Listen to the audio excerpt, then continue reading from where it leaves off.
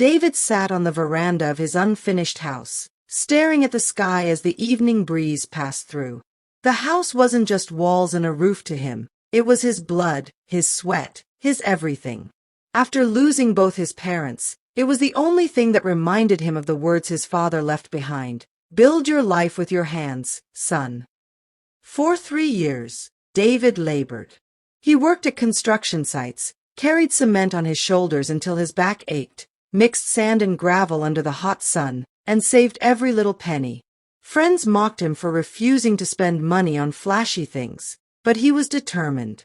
Slowly, he raised the walls, fixed the roof, and painted the house cream. Finally, he had a place he could call home. David would often walk around the house, touching the walls like they were living things. "I built you," he whispered with pride. "No one can ever take you away from me." But he didn't know what was coming. One morning, while David was watering the flowers in his little garden, a black car pulled up in front of his gate. Out stepped Angela, his cousin's sister. He hadn't seen her for months, and the last time they spoke was at his parents' burial.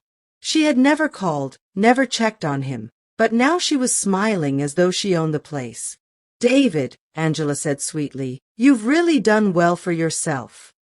David wiped his forehead. "Angela, you finally remembered me. What brings you here?" Instead of answering, Angela waved her hand, and 2 strange men in suits stepped out of the car. She handed David a folded document. "This house belongs to me now. Uncle left it in my care before he died." David laughed bitterly. "Angela, you must be joking. I built this house with my sweat. You never carried a single block here." Angela's smile faded. "Read the paper." David opened it, and his heart sank. It looked like his father's signature, but deep down, he knew it wasn't real. "This is fake," he whispered. "This is not my father's handwriting." Angela crossed her arms. "Believe what you want, David. But from today, this is my house." David felt the world closing in around him. His cousin, his own blood, had come to take everything he worked for. David's chest tightened as he held the paper. His hands trembled, not from fear but from anger. "Angela, listen to me carefully," he said in a low voice. "I built this house with my sweat. Don't stand here and tell me lies." Angela's eyes narrowed. "You think you know everything. My father, your uncle, gave me this house before he passed. He didn't want it in your careless hands. Look at you, working like a laborer. Do you think a house like this is meant for you?" David's temper flared. "How dare you? My father's words are carved in my heart. He told me to build my own life, and I did. If you think you can snatch it with a fake paper, you're mistaken." The men in suits stepped closer. "Sir, we'll give you 2 weeks to vacate this property," one of them said coldly. "After that, the law will handle the matter." David's fists clenched. "Tell her this, if she wants war, she will get it." That night, David could not sleep. He lay on the bare floor of his room, staring at the ceiling. The paper Angela gave him rested on the table. Every time he closed his eyes, he saw her smug smile. "Why would family betray me like this?" he muttered. Memories of childhood came back. How Angela used to run to his mother's kitchen to eat, how she wore clothes his parents bought for her, how his father paid her school fees when her parents struggled. And now, the same girl wanted to throw him out of his sweat. He clenched his fists. "I will not give up. I will fight. Even if I die, I will not let her steal what I built." The next morning, David carried the document and went to see a lawyer named Mr. Benson. He explained everything, how he worked to build the house, how Angela suddenly appeared with papers.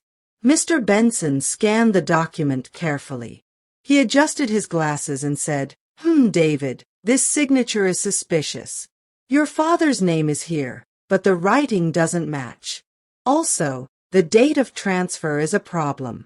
This says the house was handed over in 2017, but the building wasn't even completed until 2019. David's eyes widened. So it's fake. Mr. Benson nodded. It's forged. But Angela is clever. If she filed this in court, she may already have people backing her. You must prepare for a serious fight. Word spread quickly in the family. David thought his uncles and aunts would support him, but he was wrong. One by one, they avoided his calls. When he visited Uncle Philip, the man sighed and said, "David, maybe it's best to let Angela have it. She has documents. We don't want family disgrace in court." David's voice shook. "Uncle, you know I built this house. You saw me carrying blocks." But Philip only shrugged. "Blood is thicker than sweat, David. Think about it." Those words cut deep. For the first time, David realized he was standing alone. 2 weeks later, a letter arrived. It was a court summons. Angela had filed a case, claiming ownership of the house. David stared at the paper for a long time.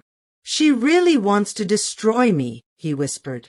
At the first hearing, Angela walked into court with confidence. She wore a sharp black suit and had a lawyer by her side. When the judge asked her to speak, she raised her chin. "My late uncle willed this house to me before his death. I have all the documents to prove it." David's turn came. He stood up, his voice firm. "My lord, I built this house with my sweat. I mixed the cement, carried the blocks, and painted the walls. She never lifted a finger here. That document is forged." The judge leaned forward. "Then you must bring proof, young man." At the next hearing, Angela shocked David by bringing a witness. It was a man David once worked with at a construction site. His name was Collins. Collins stood confidently in the witness box. "Yes, my lord," he said. "I remember Mr. David's father telling us that the house was for Angela. David was only building it for her." David's mouth dropped open. "Collins, you know that's a lie. You worked with me, not for Angela." The judge banged the gavel. "Order in the court." David looked at Collins with disbelief. "How much did she pay you to betray me?" He thought bitterly. That night, David cried for the first time in years. He sat on the floor of his room, clutching his chest. "God, why? Why would you let me suffer like this?" he whispered. His voice broke. "I have nothing else. If I lose this house, I lose my soul." But even through the tears, a small fire burned in his chest. "I will not give up. Angela may have liars, but I have truth. Truth must win one day." The next day, Mr. Benson called David urgently. "David, I have good news. I did some digging. The stamp on Angela's document is fake. The court registry mark doesn't match the year it was supposedly issued." David's eyes lit up. "So we have evidence." Mr. Benson smiled. "Yes, this is the beginning. If we can expose the forgery, Angela's lies will fall apart." For the first time in weeks, David felt hope. One evening, as David returned from work, Angela was waiting outside his gate. She stepped forward and whispered coldly, "David, listen carefully. Drop this case. If you don't, you will regret it." David stared at her. "Angela, you have already betrayed blood. What more can you do?" Angela smirked. "You will soon find out." She turned and walked away, leaving David with a heavy heart. Court cases were draining. David had to pay legal fees, transport, and still survive. He worked longer hours at construction sites, his hands blistering from carrying blocks. Sometimes, he came home with only bread and water for dinner. But every night he walked around the house, touching the walls and whispering, "You are mine. No one will take you away." Angela began spreading lies in the community. She told neighbors that David was a thief, that he tried to cheat her out of her rightful property. Some people began to avoid him. Children even mocked him, calling him the squatter. It cut him deeply, but David kept quiet. They don't know the truth. One day they will see. Just when David felt completely alone, his old friend Michael showed up. Michael had once worked with him on the site, but had since moved to another town. When David told him everything, Michael shook his head. Angela is lying. I remember clearly. You told everyone you were building this house for yourself. If the court needs me, I will testify.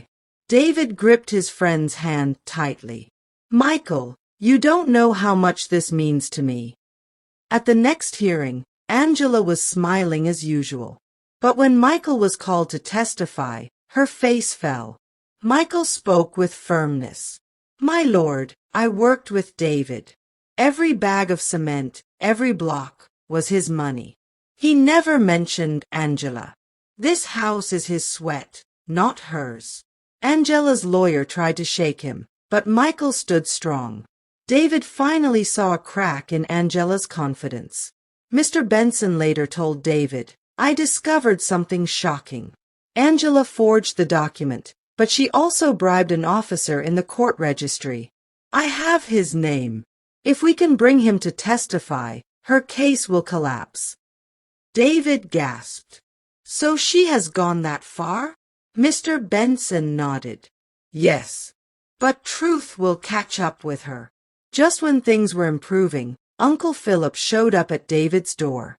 David, withdraw the case, Philip said sternly. Angela has promised to take care of me if she wins. Stop disgracing the family. David's eyes filled with pain. Uncle, so you sold me out for money? After watching me suffer to build this house. Philip looked away. This is bigger than you, David. Accept it. David shut the door in his face, his heart bleeding. Angela wasn't done. She returned to court with another fake witness, a woman who claimed to be a family friend. She swore she heard David's father promise the house to Angela. David's blood boiled as he listened. Lies upon lies, he muttered. Mr. Benson whispered, stay calm. We'll expose them one by one. The stress took a toll on David. He grew thin, his cheeks hollow, and his hands rougher than ever. One night, he fainted from exhaustion. Michael rushed him to a clinic. The doctor warned, if you don't rest, young man, you won't live to see the end of this case. But David shook his head weakly. I must live. I must win. This house is my life.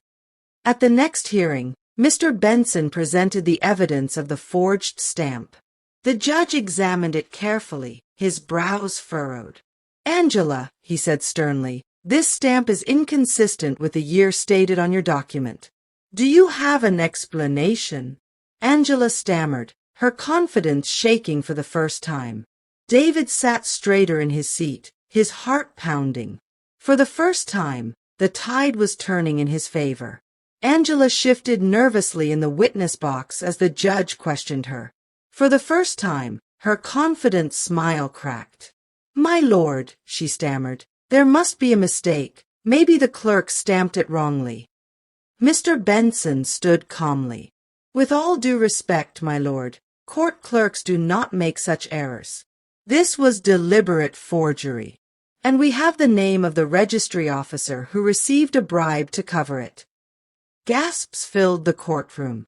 Angela's lawyer quickly stood up, asking for more time. But everyone saw it. Angela's foundation was breaking. David whispered under his breath, truth is stronger than lies. At the next sitting, the bribed registry officer was summoned. He came reluctantly, sweating profusely. Under oath, he finally confessed. Yes, I accepted money. Angela paid me to backdate the document and make it look legal. I regret it deeply. The court erupted in shock. Angela buried her face in her hands. David closed his eyes, whispering a prayer of gratitude. Thank you, Lord. The truth is coming out. Outside the court, Angela confronted David. Her face twisted with rage. "You think you've won, David," she hissed. "This is not over. I will ruin you even if I lose." David looked at her steadily. "Angela, you have already ruined yourself. You sold your soul for greed. One day you'll realize blood is worth more than property." She spat on the ground and stormed away, her pride burning. Word spread quickly through the neighborhood. People who once mocked David now whispered apologies. Some even stopped by his gate with food or kind words. "David, we judged you wrongly," one neighbor admitted. "Forgive us." David nodded but remained cautious. "Don't pity me now. Where were you when I was called a thief?" Still, deep down, their change of heart gave him a little strength. Desperate, Angela produced another paper claiming she had bank receipts showing she funded part of the building. She waved them proudly in court. But Mr. Benson smiled. "My lord, these receipts are dated 2 years before Angela even opened her first bank account. They are fake too." Angela froze. The courtroom murmured with disgust. The judge glared at her. "Do you take this court for a fool?" That night, Angela broke down at her own house. For the first time, she felt the weight of her lies crushing her. She screamed, tore the fake papers into pieces, and cried bitterly. But pride would not let her quit. She told herself, "I will not bow to David. Never." During another hearing, Michael bravely testified that Angela was backed by Uncle Philip. He revealed that Philip had been coaching Angela and even collected part of the bribe money from her. The court summoned Philip, and under questioning, he could not deny it. His reputation was ruined instantly. David felt both relief and sadness. "Uncle, why?" he whispered. "You were supposed to protect me." Philip lowered his head in shame. Despite the court battles, David kept working. His hands were blistered, his body tired, but every coin he earned went into keeping the case alive. One evening, he stood in his garden, gazing at the walls. "House, you are my blood. I will never abandon you. Even if the world turns against me, I will stand for you." It was his vow of survival. At the next hearing, the judge gave Angela a stern warning. "Madam," he said, "if you present one more false document or false witness, this court will hold you in contempt. You are playing with fire." Angela swallowed hard, her confidence completely gone. David looked at her, not with hate, but with pity. "She has destroyed herself," he thought. As the case dragged on, the community began to rally around David. Friends from the construction site came forward to testify. They described how David carried cement late into the night, how he sometimes worked with injuries, and how no one but him paid for the materials. The courtroom listened silently, the truth shining brighter with every testimony. Slowly, Angela's supporters abandoned her. Even her lawyer withdrew from the case, saying, "I cannot defend lies." She sat alone in the courtroom, pale and trembling. The same family who once encouraged her greed now avoided her. She realized too late, greed isolates.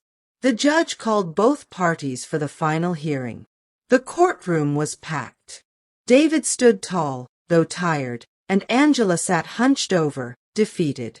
After reviewing all evidence, the judge declared, "This court finds the documents presented by Angela to be forged and invalid. All testimonies confirm that David built the house himself. Therefore, ownership is granted to David.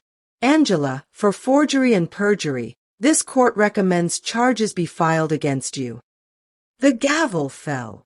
The case was over. David dropped to his knees right there in court.